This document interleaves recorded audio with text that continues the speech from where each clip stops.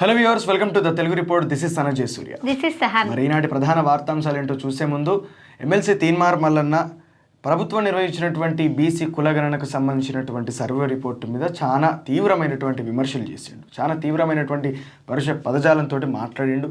అంతేకాకుండా అంతకు ముందు రోజు ఆయన నిర్వహించినటువంటి బీసీ మహాగర్జన కార్యక్రమంలో ఒక సామాజిక వర్గాన్ని ప్రస్తావిస్తూ చాలా తీవ్రమైనటువంటి విమర్శలు కూడా చేశారు. Right, okay. ఈ యొక్క వివక్ష కావచ్చు, ఇట్లాంటి రకమైనటువంటి ఈ రాజకీయ అనిశ్చితి కావచ్చు, బీసీ సమాజం లోపల గతం నుంచే ఉన్నది. బీసీలు చైతన్యం కావాలి, ఖచ్చితంగా బీసీలు తమ హక్కులు సాధించుకోవాలి. డెఫినెట్లీ ఇక్కడ కులగణన ప్రకారం, జనాభా దామాషా ప్రకారం ప్రతి ఒక్కరికి కూడా సామాజిక సమన్యాయం జరగవలసిందే. కానీ మనం మాట్లాడేటటువంటి పదజాలం అనేది సమాజం లోపల ఒక విభజన రేఖను సృష్టించొద్దు. అండ్ ఇంకొకటి ఏంటంటే, ఒక ఎమ్మెల్సీ స్థానం లోపల ఉండి ఒక జర్నలిస్ట్గా, గొప్ప జర్నలిస్ట్గా పేరు పొందినటువంటి వ్యక్తి తీవ్రమైనటువంటి పరుష పదజాలంతో, అంటే ఆయనను ఒక వ్యక్తి కూడా ఫోన్ లైన్లో ఒక మహిళ మీరు మాట్లాడినటువంటి భాష కరెక్ట్ కాదు అని చెప్పారంటే, మీరు ఎట్లా మాట్లాడతాం, మేము అట్లా మాట్లాడతామని చెప్పని అన్నాడు. నిజానికి తీన్మార్ మల్లన్న అట్లా మాట్లాడడానికి గల కారణం ఏంది అని చెప్పానంటే, ఒక వ్యక్తి ఎవరో కామెంట్ పెట్టిండు. ఆయన రెడ్డి సామాజిక వర్గానికి సంబంధించినటువంటి వ్యక్తి, ఆయన ఏదో కామెంట్ పెట్టిండు, తీరుతూ కామెంట్ పెట్టిండు. దానికి నిండు సభ లోపట, లక్షలాది మంది ఉన్నటువంటి సభ లోపట వాడకూడని పదాలు పాడుతూ తీన్మార్ మల్లన్న ఒక గొప్ప స్థానం లోపల ఉండి మాట్లాడడం అనేది కరెక్ట్. వాళ్ళు తిట్టిర్రు, ఒక వ్యక్తి తిట్టిండు. అండ్ ఇంకొక విషయం మనం గుర్తు చేసుకోవాల్సినటువంటి విషయం ఏంటంటే, దాన్ని ఎదుర్కొనే విషయం లోపల భాష అనేది కంట్రోల్గా ఉండాలి. ఇంత అహంకారంతో ప్రవర్తిస్తున్నారు, ఇంత దురహంకారంతో ప్రవర్తిస్తున్నారు అని చెప్పి మనం దాన్ని వ్యతిరేకించవచ్చు, మనం మాట్లాడచ్చు. కానీ విపరీతమైనటువంటి వ్యాఖ్యలు చేస్తే అది బీసీ సామాజిక వర్గం మొత్తం మీద ప్రభావం చూపెడుతుంది. ఇప్పటికే సమాజం లోపల ఈ వివక్ష అనేక రూపాల లోపల కొనసాగుతా అంటే ఇట్లాంటి విభజన రేఖ అనేది ఇంకా పెద్ద గొడవల్ని సృష్టించే ప్రయత్నం చేస్తుంది. ఇంకొక విషయం ఏంటంటే, ఇక్కడ మనం ఒకటిసారి గతాన్ని గుర్తు తెచ్చుకుంటే, నిర్మలా సీతారామన్ పార్లమెంటు సాక్షిగా రేవంత్ రెడ్డిని కమ్జోర్ హిందీలోనే నేను సమాధానం చెప్తా అని చెప్పి మన రాష్ట్ర ముఖ్యమంత్రి, నాటి పార్లమెంటు సభ్యుడైనటువంటి రేవంత్ రెడ్డిని అవమానిస్తే, రేవంత్ రెడ్డి ఒక గట్టి కౌంటర్ ఇచ్చిండు. మీరు బ్రాహ్మణవాదులు కాబట్టి మీరు మంచి హిందీ లోపల మాట్లాడతారు, నేను శూద్రుని కాబట్టి నేను మంచి హిందీలో మాట్లాడలేను అని చెప్పి చాలా గట్టి కౌంటర్ కూడా ఇచ్చారు. సో ఇక్కడ ఏంది, రెడ్లు కూడా శూద్రులే. ఇక్కడ ఉన్నటువంటి సామాజిక ఆర్థిక పరిస్థితుల నేపథ్యం లోపల వాళ్ళు కొంత ఆధిపత్య ధోరణి వాళ్ళ లోపల వచ్చింది, ఆధిపత్య అగ్ర వర్ణాలుగా వాళ్ళు భావింపబడ్డారు ఇక్కడ. అండ్ తర్వాత వాళ్ళకు అధికారాలు వచ్చినాయి, ఆధిపత్యం చెలాయించారు. విష్ణు రామచంద్రారెడ్డి రజాకార్ల జనరల్ సెక్రటరీగా ఉండి ఎట్లాంటి దారుణాలు చేసిండో, తెలంగాణ అట్లాంటి దారుణాలకు వ్యతిరేకంగా తెలంగాణ సాయుధ రైతాంగ పోరాటంలో భీమిరెడ్డి కావచ్చు, రావి నారాయణ రెడ్డి కావచ్చు, అంతేకాకుండా సాహిత్యపరంగా సురవరం ప్రతాపరెడ్డి, సి నారాయణ రెడ్డి లాంటి వాళ్ళు కూడా ఈ తెలంగాణ లోపల తెలంగాణకు గొప్ప పేరు తీసుకొచ్చే ప్రయత్నం చేశారు, పోరాటం కూడా చేశారు. అంతేందుకు మనకు నక్సలైటు పోరాటాలు జరుగుతున్నటువంటి నేపథ్యం లోపల నల్లాది రెడ్డి ఎన్కౌంటర్ కాలేదా?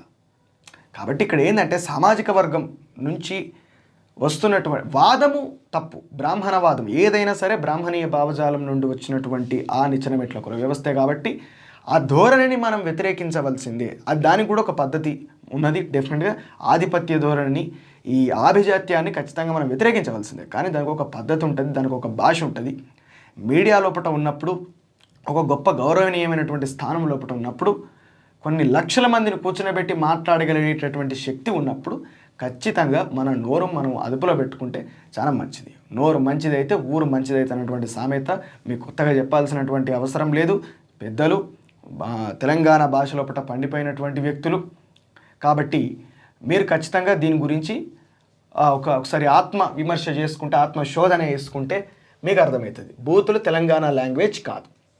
తెలంగాణ భాష అంటే గద్దర్ పాటల, గోరేటి వెంకన్న కవితలా ఉంటుంది. అది తెలంగాణ జానపదం. కాబట్టి తెలంగాణ భాష అంటే జబర్దస్తి కాదు, తెలంగాణ భాష అంటే బూతులు కాదు. అంటే బూతులు మాట్లాడితే తొందరగా సీఎం అయితే అనుకుంటున్నాను. అట్లా అంటే ఆలోచనలో ఉండి ఇప్పుడు రేవంత్ రెడ్డి కావచ్చు, కేసీఆర్ కావచ్చు, వాళ్ళ నేపథ్యం అదే కదా, వాళ్ళు బూతులు మాట్లాడి ఒకరినొకరు తిట్టుకొనే వచ్చిండ్రు కదా అని చెప్పని నేను బూతులు మాట్లాడి ఇదైపోతా అని చెప్పాను. ఇప్పుడు బూతులు మాట్లాడి ఎమ్మెల్సీ అయినా ఎమ్మెల్యే కాలేనా సీఎం కాలేనా అనుకుంటే మాత్రం చాలా తప్పది. ఇది సూచనే తీన్మార్ మల్లన్న గారికి. ఇది చాలా తప్పు. ఇది బూతులు మాట్లాడో లేకపోతే ఒకరిని దిట్టో వాళ్ళు ఎవరు సీఎంలు కాలే. ఈ సీఎం అయ్యే నేపథ్యం లోపల వాళ్ళు కొన్ని వ్యాఖ్యలు చేసి ఉండొచ్చు, కానీ అనేక రకాలైనటువంటి అంశాలు, అనేక రకాలైనటువంటి రాజకీయ సమీకరణాల నేపథ్యం లోపలనే అటు కేసీఆర్ కావచ్చు, ఇప్పుడు మొన్న ముఖ్యమంత్రి రేవంత్ రెడ్డి కావచ్చు, ముఖ్యమంత్రులు అయ్యారు, కానీ ఒకరిని తిట్టి అయితే కాలేవాళ్ళు. ఎన్ని రాజకీయాలు మారినాయి ప్రజల లోపల, వాళ్ళ పట్ల ఇప్పుడు కేసీఆర్ గారి పట్ల ఎంత వ్యతిరేకత వచ్చింది. అనేక కారణాలు ఉన్నాయి కదా ముఖ్యమంత్రి రేవంత్ రెడ్డి కావడానికి, అంతకుముందు ముఖ్యమంత్రి మన కేసీఆర్ కావడానికి. మీరే ఎన్నోసార్లు విశ్లేషణ చేసిరు కదా. తిడితే ఫేమస్ అవుతారు కావచ్చు, 10 మంది నోళ్ళ నానుతారు కావచ్చు, కానీ అదే అధికారం తెచ్చిపెడతా అనుకుంటే మాత్రం అది చాలా అవివేకమైనటువంటి చర్య. అది భాష లోపల చాలా ఖచ్చితమైనటువంటి మనం ప్రజల ముందు మాట్లాడుతూ ఉన్నాం, ప్రజలతో మాట్లాడుతూ ఉన్నాం. ఇక చూడరిగా మైతేయులను దోచుకొనివ్వండి, మైతేయులను తుపాకులు దోచుకొనివ్వండి. ఆడియోలో మణిపూర్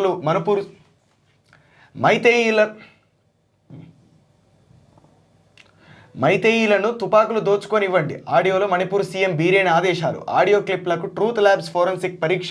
93% సరిపోలిన ముఖ్యమంత్రి ఆడియో. సుప్రీంకు నివేదిక సమర్పించాలని ప్రశాంత్ భూషణ్.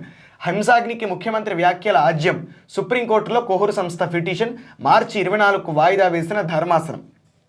మణిపూర్లో జాతుల మధ్య హింసకు ఆ రాష్ట్రం సీఎం బీరేన్ సింగ్ ప్రేరేపించారంటూ లీక్ అయిన ఆడియో క్లిప్పై హైదరాబాద్ కేంద్రంగా పనిచేస్తున్న ట్రూత్ ల్యాబ్ ఇచ్చిన ఫోరెన్సిక్ నివేదిక సంచలనం రేపుతోంది. ప్రభుత్వ కార్యాలయాల్లో ఆయుధాలను లూటీ చేసేందుకు మైతేయులకు అవకాశం ఇవ్వండి అంటూ ఆదేశించిన ఆడియో క్లిప్ వైరల్ అయిన విషయం తెలిసిందే. ఈ క్లిప్లోని ఆడియోతో సీఎం బీరేన్ సింగ్ గొంతు 93% వరకు మ్యాచ్ అవుతోంది. ట్రూత్ ల్యాబ్స్ నివేదిక ఇచ్చింది. ఈ నివేదికను సీనియర్ న్యాయవాది ప్రశాంత్ భూషణ్ సోమవారం సుప్రీంకోర్టుకి ఇస్తే మార్చి 24కు దీన్ని వాయిదా వేశారు. ఇక్కడ ఒక్క విషయం ఏంటంటే చాలా స్పష్టంగా అర్థమవుతున్నది. మణిపూర్లో జరిగినటువంటి హింసకు కారణం 100% బీజేపీయే.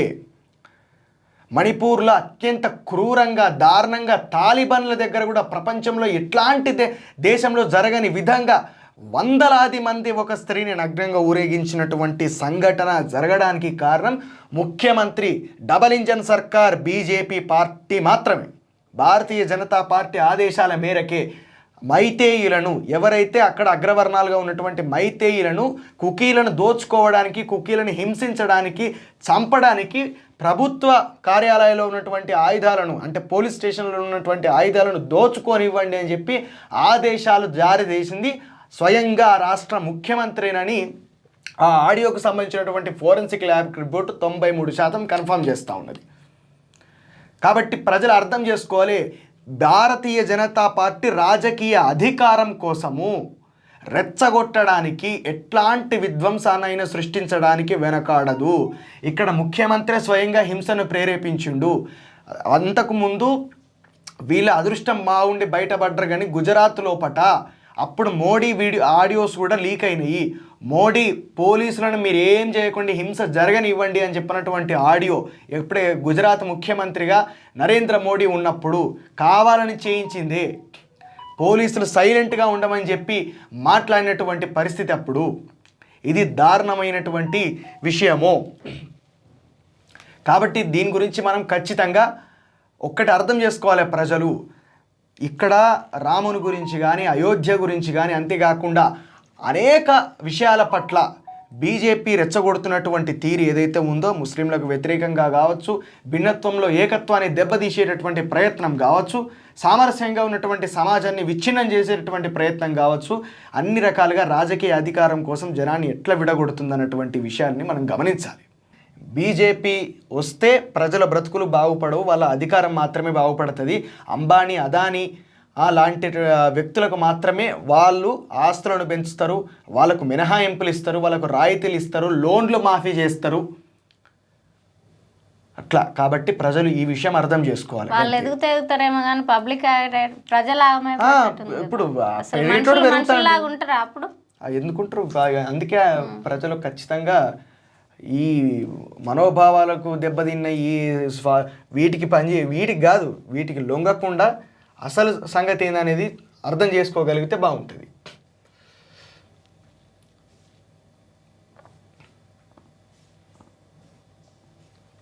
దేశవ్యాప్తంగా కులగణన చేయాలి. తెలంగాణలో పూర్తి 90% బీసీ, ఎస్సీ, ఆదివాసీ, మైనారిటీని. లోక్సభలో రాహుల్ బీసీలకు న్యాయం జరిగే సమయం వచ్చింది. ఎవరు అడ్డుకున్న సహించం. వెనుకబడిన వర్గాల వారంతా నేడు సంబరాలు జరపాలి. మంత్రి పొన్నం ప్రభాకర్. కులగణన సర్వేతో ముస్లిం రిజర్వేషన్ పరిరక్షణకు బలమైన ఆధారం. షబ్బీర్ అలీ. తప్పుల తడకగా కులగణన నివేదిక. ఈడబ్ల్యూఎస్ను కాపాడుకునే కుట్ర. సీఎం సమీక్షించాలి. ఆర్ కృష్ణయ్య. బీసీ జనాభా మాత్రమే ఎలా తగ్గింది. నివేదిక ఒప్పుకోం. జాజల. నివేదికలో వివరాలన్నీ గందరగోళం. గుజ్జ సత్యం. రేవంత్ లెక్క సరైనదైతే స్థానికంలో 56% రిజర్వేషన్ ఇవ్వాలి. కవిత. ఇక్కడ ఒక విషయం ఏంటంటే తప్పుల తడకగా ఉన్నది అని చెప్పి అంటున్నారు. ఇక్కడ ఎందుకు అంటున్నారు? 2011 జనాభా లెక్కల ప్రకారం బీసీ కులగణన అనేది నిర్వహించారు. దాని ప్రకారం ఏంటంటే ఇప్పుడు అప్పుడు 7-8% ఉన్నటువంటి ఓసీల సంఖ్యనేమో ఏకంగా 15% పెరిగింది. 56% అప్పుడున్నటువంటి బీసీల సంఖ్య ఒకటేసారి 46% ఎట్లా పడిపోయింది? పెరగాలి కదా, ఇట్లా తగ్గుతుందని చెప్పినటువంటి ఒక ప్రశ్న ఇక్కడ ఉత్పన్నమైంది అందరికీ. అది కూడా వాస్తవమైనటువంటి విషయం, శాస్త్రీయమైనటువంటి విషయం అది. ఎందుకంటే మీరు సగానికి సగం ఎట్లా పెరుగుతారు, వీళ్ళు 10% ఎట్లా తగ్గిపోతారు? తప్పు కదా ఇది, ఇట్లా చేసుడు ఇది కరెక్ట్ కాదు. 56% ఉన్న వాళ్ళు 46%కి ఎట్లా పడిపోతారు, 25% ఎట్లా పడిపోతారు ఒకటేసారి? ఇది కరెక్ట్ కాదు, ఇది కరెక్ట్ పద్ధతే కాదు. కాబట్టి దీని గురించి ప్రభుత్వం ఆత్మవిమర్శ చేసుకోవాలి. ఈడబ్ల్యూఎస్ రిజర్వేషన్ కాపాడుకునేందుకే మరి, ఎందుకంటే వాళ్ళ శాతాన్ని, వాళ్ళ యొక్క సంఖ్యను ఎక్కువ చూపెట్టుకొని ఈడబ్ల్యూఎస్ రిజర్వేషన్ని కాపాడుకునే ప్రయత్నం ఇప్పుడు దేశవ్యాప్తంగా జరిగినప్పటికీ బీజేపీ కూడా ఈ రకమైనటువంటి పద్ధతిని అవలంబిస్తే మాత్రం ఇది చాలా అన్యాయానికి గురి చేస్తుంది బీసీలని.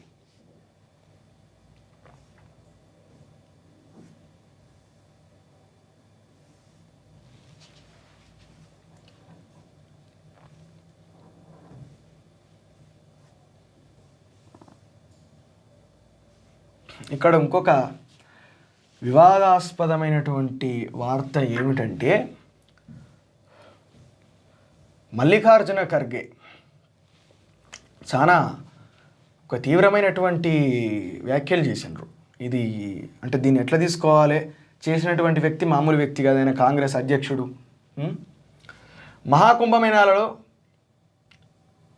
మహాకుంభలో తొక్కిసలాటలో వేలాది మరణాలు, ఇది నా అంచనా, అసలు లెక్క చెప్పండి. రాజ్యసభలో ఖర్గే సంచలన వ్యాఖ్యలు. సంగమంలో శవాల్ని విసిరేశారు. మహాకుంభ్ కలుషితం. జయా బచ్చన్. మహాకుంభమేళాలో ఇటీవల చోటు చేసుకున్న తొక్కిసలాట ఘటన పార్లమెంటు ఉభయ సభలను కుదిపివేసింది. విపక్ష పార్టీలకు చెందిన సభ్యులు ఉత్తరప్రదేశ్ ప్రభుత్వంపై నిప్పులు చెరిగారు. మౌని అమావాస్య సందర్భంగా కోట్ల మంది భక్తులు వస్తారని తెలిసిన సరైన ఏర్పాట్లు చేయకపోవడంతో ఈ ఘటన జరిగిందని సభ్యులు ఆరోపించారు. తొక్కిసలాట ఘటనలో వేలాది మంది చనిపోయారని కాంగ్రెస్ అధ్యక్షుడు రాజ్యసభలో విపక్ష నేత మల్లికార్జున ఖర్గే సంచలన ప్రకటన చేశారు. వారందరికీ నివాళులు అర్పిస్తున్నానన్నారు. దీనిపై అధికార పక్ష సభ్యుల నుంచి తీవ్ర నిరసన వ్యక్తమైంది. దీనిపై స్పందించిన చైర్మన్ జగదీప్ ధన్ఖడ్ ఖర్గే చేసిన వ్యాఖ్యలను ఉపసంహరించుకోవాలని కోరారు. ఈ సందర్భంగా ఖర్గే స్పందిస్తూ తొక్కిసలాట మృతుల విషయంలో ఇది నా అంచనా, ఒకవేళ ఇది తప్పైతే వాస్తవం ఏంటో మీరు చెప్పండి, సరిచేసుకునేందుకు నేను సిద్ధంగా ఉన్నానన్నారు. ఎవరినో తప్పుపట్టేందుకు తాను వేలాది మంది అని అనలేదని, కనీసం ఇప్పటికైనా ఎంతమంది చనిపోయారో సమాచారం ఇస్తారని అలా అన్నానని తెలిపారు. ఒకవేళ తాను తప్పు చేసి ఉంటే క్షమాపణలు చెబుతున్నానన్నారు. తొక్కిసలాటలో ఎంతమంది మృతి చెందారో, ఎంతమంది అదృశ్యమయ్యారో ఇప్పటికైనా లెక్కలు చెప్పాలని చెప్పారు. మృతదేహాలను విసిరేశారు, అంటే లెక్క ఉండకుండా మృతదేహాలను ఆ సంగమంలోకి విసిరేశారని చెప్పి జయా బచ్చన్ కూడా ఆరోపణలు చేసింది. మల్లికార్జున ఖర్గే కూడా సేమ్ ఆరోపణలు చేశారు. కానీ ఇది ఆరోపణలు చేసినటువంటి వ్యక్తులు మామూలు వ్యక్తులు కాదు. ఒక ఆయన కాంగ్రెస్ అధ్యక్షుడు, ఇంకొక మహిళ జయా బచ్చన్, ఆవిడ సమాజ్వాదీ పార్టీ ఎంపీ. మరి ఏంది ఈ వ్యాఖ్యలు కావాలని రెచ్చగొట్టడానికి చేశారా, లేకపోతే నిజమైనటువంటి నిజంగానే అక్కడ శవాల లెక్క తెలియకుండా అదృశ్యమైనట్టుగా వాళ్ళను పూర్తిగా శవాలను తీసుకుపోయి సంగమంలో విసిరేశారా అన్నటువంటి వాస్తవ విషయాల గురించి మనకు తెలవాలి. ఇది నిజమో అబద్ధమో, ఎందుకంటే ఎంతమంది చచ్చిపోయారు అనేటటువంటి విషయం బయటకు వస్తే ఈ విషయం తెలుస్తుంది.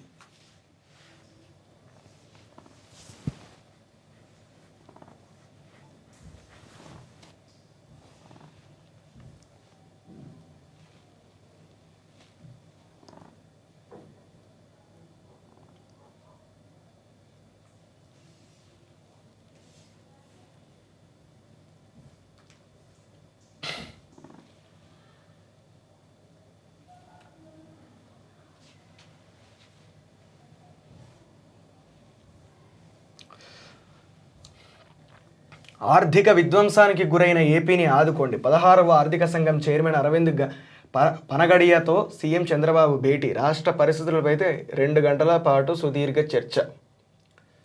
ఒకసారి చంద్రబాబు గురించి మాట్లాడితే, సరే జగన్మోహన్ రెడ్డి బట్టి ఆర్థికంగా మొత్తం రాష్ట్రం అధపాతాళానికి పడిపోయింది ఆంధ్రప్రదేశ్ అని చెప్పని అనుకుంటే, మరి తమరు అంతకుముందు 5 సంవత్సరాలు అధికారంలో ఉన్నారు కదా. అంతకుముందు 5 సంవత్సరాలు అధికారంలో ఉన్నారు. అంతకుముందు ఉమ్మడి ఆంధ్రప్రదేశ్ దాదాపు 2-3 సార్లు ముఖ్యమంత్రిగా చేసినటువంటి వ్యక్తులు మీరు. 42 ఏళ్ళ రాజకీయ జీవితము ఏం చేసిరు మరి తెలంగాణ మొత్తం ఆంధ్రప్రదేశ్కు? విజనరీ విజనరీ విజనరీ స్వర్ణాంధ్రప్రదేశ్ అని 84 నుంచి మీరు అదే మాట అంటారు కదా. రామారావు వచ్చినప్పుడు, తర్వాత మీరు వచ్చినప్పుడు స్వర్ణాంధ్రప్రదేశ్ డప్పు కొట్టుడే కొట్టు. ఇంకేనాడైతే స్వర్ణాంధ్రప్రదేశ్ ఇంకెంత దూరం ఉన్నది అది? 42 ఏళ్ళు సరిపోలేదేమో, ఇంకా 40 ఏళ్ళు కావాలి. ఇంకా 40 ఏళ్ళు ఇంకా 100 ఏళ్ళు బతుకుతారట ఆయనే. ఇంకా 100 ఏళ్ళు బతికి హైదరాబాద్ నేనే కట్టినా అని చెప్పానంటే, హైదరాబాద్ నువ్వు కట్టినది చార్మినార్ కట్టినావా, హుస్సేన్ సాగర్ కట్టినావా, లేకపోతే సాలార్ జంగ్ మ్యూజియం కట్టినావా, నిజాం సాగర్ కట్టినావా, గోల్కొండ కోట కట్టినావా, ఇంకేం కట్టినావు హైదరాబాద్లో నువ్వు? ఒక్క ఐటీ టవర్సు ఐటీకి సంబంధించి అది నేదురుమల్లి జనార్దన్ రెడ్డి ముఖ్యమంత్రిగా ఉన్నప్పుడు వేసినటువంటి ఫౌండేషన్ అది. మీకంటే ముందే వచ్చినాయి కదా ఇక్కడికి ఐటీ. రాజీవ్ గాంధీ ఇనిషియేటివ్ తోటి ఇక్కడికి వచ్చినాయి ఐటీ అనేది ఇక్కడికి వచ్చింది. కట్టినా మొత్తం హైదరాబాద్ నేనే కట్టినా అని చెప్పి చెప్పుకుంటాడు. 3 రాజధానుల అని చెప్పి మొత్తం 3 చెరువుల నీళ్ళు తాగుతారు మీరే. మూడు పార్టీలు కలిసి 3 చెరువుల నీళ్ళు తాగారు 3 రాజధానులను విమర్శించేటందుకు. సరే వద్దు, మీరు వచ్చారు కదా సంవత్సరం దగ్గర ఈ జూన్ వస్తే సంవత్సరం. ఏం చేశారు మరి అమరావతి గురించి? అమరావతి కడతానరా, 3 రాజధానులను కడతానరా? మీ రాజధాని ఏది? మీరు రాజధాని ఎప్పుడు కడతారు? లేకుంటే మీ కొడుకు ముఖ్యమంత్రి అయినాక కడతాడా? అసలు కట్టరా? తెలంగాణ రైల్వేస్కు 5,337 కోట్లు. త్వరలో Kazipet multiple railway manufacturing unit ప్రారంభం. వీళ్ళు ఏం చేసిరంటే, కేంద్ర ప్రభుత్వం ఆంధ్రప్రదేశ్ రైల్వేస్కేమో 9,000 కోట్లు ఇచ్చిండ్రు, తెలంగాణ లోపల మాత్రం 5,000 కోట్లు ఇచ్చారు. అదే ఏందా బరాబరి ఇచ్చిరు కదా అని చెప్పి మన వాళ్ళు అనుకోవచ్చు. ఇక్కడ ఇప్పుడు మనం ఒకసారి చూసుకుందాం.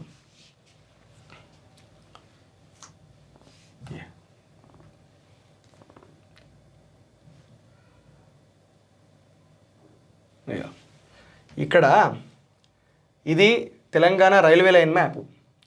ఆదిలాబాదు, సిరిపూర్, కాజ్నగర్, బెల్లంపల్లి, మంచిర్యాల, కరీంనగర్, వరంగల్, ఖమ్మం, భద్రాచలం. ఇటు దిక్కొస్తే నిజామాబాదు, హైదరాబాదు, మహబూబ్ నగర్, మళ్ళీ నల్గొండకు ఒక సపరేట్ లైన్ ఉంటుంది. ఇక్కడ కరీంనగర్ కావచ్చు, జగిత్యాల కావచ్చు, ఆదిలాబాద్లో అనేక ప్రాంతాలు, నిజామాబాద్లో అనేక ప్రాంతాలు, సిద్దిపేట, మెదక్, సిద్దిపేట, జగిత్యాలు, ఆదిలాబాద్ ప్రాంతాలకు రైల్వే లైనే ఉండదు. మొత్తం కరీంనగర్లో చాలా ప్రాంతం వరకు, వరంగల్లో చాలా ప్రాంతం వరకు, మొత్తం ఇటు వస్తే నల్గొండ, జనగాం, భువనగిరి స్టేషన్లు మునుపటి నుంచి ఉన్నాయి కాబట్టి వీటికి ఇబ్బంది లేదు. ఖమ్మం కూడా ఇబ్బంది లేదు. ఇక్కడ దాదాపు 5 జిల్లాలకు అసలు మొత్తానికి, అంటే ఉమ్మడి జిల్లాలకు, పాత జిల్లాలకు అనేక ప్రాంతాలు, వందలాది ప్రాంతాలకు అసలు రైలు సౌకర్యం అనేది లేదు, మొత్తానికే లేదు. రైలు పోతుంది. ఇప్పుడు ఇక్కడ కనెక్ట్ చేసే ప్రాంతాల లోపల కూడా అన్నిటి దగ్గర ఆగది. నిజామాబాద్లో ఆగుతుంది, దాని తర్వాత డైరెక్ట్ మళ్ళీ హైదరాబాద్లో ఆగుతుంది. గంతే. మధ్యలో ఉన్నటువంటి చిన్న స్టేషన్లలో ఆగది. ఏదో ప్యాసింజర్ ట్రైన్లు ఇప్పుడు వస్తలేవు. నాకు తెలిసి ప్యాసింజర్ ట్రైన్లు అంతగా లేవు. ప్యాసింజర్ ట్రైన్లు ఆగేటి ఏ స్టేషన్లో పడితే ఆ స్టేషన్లో. కానీ ఇప్పుడు వచ్చే అన్ని ఎక్స్ప్రెస్లే కాబట్టి ఎక్స్ప్రెస్లో ఎక్కడ అవుతారు. అనేక స్టేషన్లు ఉన్నాయి. 211-12 స్టేషన్లు చూపెడతారు లిస్ట్ తీస్తే, కానీ అన్ని స్టేషన్లలో ఆగదు. మన తెలంగాణ పూర్తి ప్రాంతం లోపల అసలు రైల్వే జంక్షన్లు ఏవిరా అని చెప్పారంటే సికింద్రాబాద్ ఒకటి, కాజీపేట, వరంగల్, ఇవే జంక్షన్లు. ఇవి 3 మాత్రమే జంక్షన్లు. ఇక్కడ రైల్వే పరిస్థితి, రైలు ఎక్కేటోళ్ళు ఎట్లా అంటే ఎవరైనా సరే వరంగల్కో, కాజీపేటకో, సికింద్రాబాద్కో వచ్చి ఎక్కుతారు. అంతే. ఎక్కడ ప్రాంత పోలైనా ఎటన్నా పోవనంటే మళ్ళీ ఆదిలాబాద్ వాళ్ళు అంటే ఇక ఆదిలాబాద్లో అవుతుంది కాబట్టి అక్కడి నుంచి స్టార్ట్ అవుతుంది కాబట్టి ఆదిలాబాద్ వేరే లైన్. ఇక్కడ అనేక ప్రాంతాలకు లేనే లేదు రైలే లేదు. ఇప్పుడు ఆంధ్రప్రదేశ్ ఇది చూద్దాం. ఇక ఆంధ్రప్రదేశ్ ముచ్చట రైల్వే లైన్ ఎట్లున్నది, అక్కడ ఎట్లు ఇచ్చిరు అని చెప్పనంటే ఇక చూడరు. ప్రతి డిస్టిక్ను కలుపుకుంటున్నది. ఏంటి ఇక్కడ ఉన్నటువంటి డిస్టిక్స్, కర్నూలు ఉన్నది, నంద్యాల ఉన్నది, వైఎస్ఆర్, అనంతపురం, శ్రీ సత్యసాయి, అన్నమయ్య, చిత్తూరు, తిరుపతి, పొట్టి శ్రీరాములు, ప్రకాశము, బాపట్ల, గుంటూరు, పల్నాడు, అమరావతి, ఎన్టీఆర్, కృష్ణ, ఏలూరు, వెస్ట్ గోదావరి, ఇదేంటిది కోనసీమ, యానం, కాకినాడ, అల్లూరు సీతారామరాజు, ఇగో ఇక్కడి నుంచి లైన్ గీత లైన్ ఇది అదే, అనకాపల్లి, విజయనగరం, శ్రీకాకుళం, విశాఖపట్నం, ఇట్లా గీతలు ఉన్న లైన్ రైల్వే లైనే. ఇగో రైల్వే, ఈ రైల్వే లైన్ మొత్తం ఇక్కడ ఉన్నటువంటి అన్ని జిల్లాలని, ఆంధ్రప్రదేశ్ లోపల ఉన్నటువంటి అన్ని ప్రాంతాలని, అన్ని జిల్లాలని కలుపుకుంటే రైల్వే లైన్ ఉంటే, తెలంగాణ లోపల కూడా 33 జిల్లాలు ఉన్నాయి. 33 కదా, 33 జిల్లాలు ఉన్నాయి. 33 జిల్లాలల్లో 15 జిల్లాలను కలుపుకుంటా కూడా రైల్వే లైన్ లేదు. పాత జిల్లాలంటే పక్కన పెడదాం.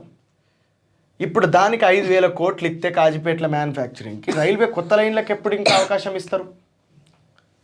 రవాణా విషయం లోపల బస్సులను, ఆటోలను, కార్లను అంటే కార్లు అంటే కిరాయికి మాట్లాడుకునే పరిస్థితి లోపలనే ఉన్నది తెలంగాణ లోపల చాలా ప్రాంతం. ఇప్పుడు వేములవాడ, కొండగట్టు, యాదగిరి, తర్వాత కొమరేల్లి, ఇవన్నీ కూడా పుణ్యక్షేత్రాలు. రాష్ట్రంలో ఒకటి పుణ్యక్షేత్రాలు అని చెప్పానంటే ఇవే కదా. వేములవాడ, కొండగట్టు రైలు ఉన్నదా? లేదు. యాదగిరికి ఉన్నదా? లేదు. కొమరేళ్ళకి ఉన్నదా? లేదు. ఎట్లా పోతారు జనాలు? ఏ జాతరకు ఉన్నది? శ్రీశైలంకి ఉందా? శ్రీశైలంకు కొండ కదా శ్రీశైలం. అదే కర్నూలు ఉంటుంది. కర్నూలులో రైల్వే లైన్ ఉంటుంది. కర్నూలులో దిగి మళ్ళీ బస్ ఎక్కి పోవాలి. ఆంధ్రప్రదేశ్ నుంచి వచ్చేటోళ్ళు అది కూడా మనోళ్ళు పోనంటే బస్సే దిక్కు. ఆటోలు మనోళ్ళు పోతే బస్సే దిక్కు. ఇంకో ముచ్చటే లేదు, ఇంకో లెక్కే లేదు. మరి ఇక్కడ ఇక విజయవాడ, కనకదుర్గం ఉన్నటువంటి విజయవాడ పుణ్యక్షేత్రానికి రైల్వే లైన్ ఉన్నది. తిరుపతి పుణ్యక్షేత్రానికి రైల్వే లైన్ ఉన్నది. సింహాచలానికి రైల్వే మీద పోవచ్చు. దాని తర్వాత కోటప్పకొండకు రైల్వే మీద పోవచ్చు. అమరావతికి రైల్వే లైన్ మీద పోవచ్చు. దాని తర్వాత ఇంకేం పుణ్యక్షేత్రాలు ఏమున్నాయి? లేపాక్షికి రైల్వే లైన్లో పోవచ్చు. అంటే రైల్వే సౌకర్యం అనేది ఇన్ని ప్రాంతాలకు, ఇన్ని పుణ్యక్షేత్రాలకు, ఆంధ్రప్రదేశ్ అనేది అనేక పుణ్యక్షేత్రాలకు ఆలవాలం కాబట్టి అక్కడ అనేక ప్రాంతాలకు అన్నీ ఉన్నాయి. ఇక్కడ కూడా మరి వేములవాడ, కొండగట్టు కావచ్చు, ఏ పుణ్యక్షేత్రమైనా తెలంగాణ లోపల, ఇక్కడ తెలంగాణలో ఉన్నటువంటి సాంప్రదాయం ఏంటంటే, మేము చిన్నప్పటి నుంచి చూసినాం. తిరుపతి పోయేటోళ్ళైనా, శ్రీశైలం పోయేటోళ్ళైనా, లేకపోతే మొత్తం యాత్రలు తిరిగద్దామని చెప్పి పోయేటోళ్ళైనా ముందుగాల వేములవాడ, కొండగట్టు పోయి అక్కడ ఒక కోడిని కోసి వండుకొని తిని ఒక నిద్ర వేసి తెల్లారులేసి మళ్ళీ మిగతా ప్రాంతాలకు వాళ్ళు పుణ్యక్షేత్రాలకు పోతారు. ఇక్కడ గతం నుంచి వస్తున్నటువంటి ఒక సాంప్రదాయం. మరి జనాలు ప్రతిరోజు ఖచ్చితంగా ఈ జాతరలు వస్తాను. ఇప్పుడు శివరాత్రి వస్తుంది, వేములవాడ మొత్తం కిక్కిరిసిపోతుంది. మామూలు సమయంలో పడినే అక్కడ రోడ్లు చాలా కంజెస్టెడ్గా ఉంటాయి, పోలేము. ఇది రైల్వే సంగతి. ఇప్పుడు ఇచ్చిన 5,000 కోట్లు పారేసినాం పోర్రా అని చెప్పను అంటే కాదు, 1,00,000 కోట్లైనా రైల్వే లైన్స్ కోసం పెట్టాల్సిందే. ఎందుకంటే సామాన్య జనం పాపం ప్రతిరోజు చేస్తే ఒక్కొక్కరు వరంగల్ నుంచి హైదరాబాద్కు జాబ్ చేయడానికి రైళ్ళు వస్తారు. ఆ రైళ్ళ వాళ్ళు జనరల్ బోగి ఎక్కితే జనరల్ బోగిలో నిలబడలేక, అరే ఉత్తరప్రదేశ్, బీహార్ నుంచి వచ్చేటోళ్ళ సంఖ్య ప్రతిరోజు ఎవ్రీడే వాళ్ళ తాకిడి ఉంటుంది. ప్రతి రైలు లోపల ఉంటుంది. ఒక్కొక్కరికి సీటు దొరకది. 2 గంటలు అవుతుంది అక్కంచెలి ఇక్కడికి రానికి. ఒకటే లైన్ ఉన్నది మళ్ళీ ఆంచెలీడికి పోనంటే. ఈ లైన్లో వాళ్ళు రావాలి పోవాలి అని చెప్పనంటే ఎట్లా? పొద్దున 2 గంటలు నిలబడాలి, రాత్రి 2 గంటలు నిలబడాలి. అక్కంచెలి ఇక్కడికి వచ్చేటోళ్ళు ఉన్నారు. వరంగల్ నుంచి హైదరాబాద్కి రోజు అప్ అండ్ డౌన్ చేసేటోళ్ళు ఎంప్లాయీస్. కాబట్టి ఈ విషయాల గురించి ఇక్కడ రాష్ట్ర ప్రభుత్వం ఆలోచించి ఒక నివేదిక తయారు చేసి కేంద్ర ప్రభుత్వానికి పంపించి మెడలు వంచి ఇక్కడికి రైల్వే సౌకర్యాన్ని ఇంకా ఎక్కువ శాతం పెంచే ప్రయత్నం చేయాలి. ఇవి నాటి ప్రధాన వార్తాంశాలు. ఇలాంటి మరిన్ని న్యూస్ అప్డేట్స్ కోసం తెలుగు రిపోర్ట్ ఛానల్ని లైక్ చేయండి, షేర్ చేయండి, సబ్స్క్రైబ్ చేయండి. Thank you.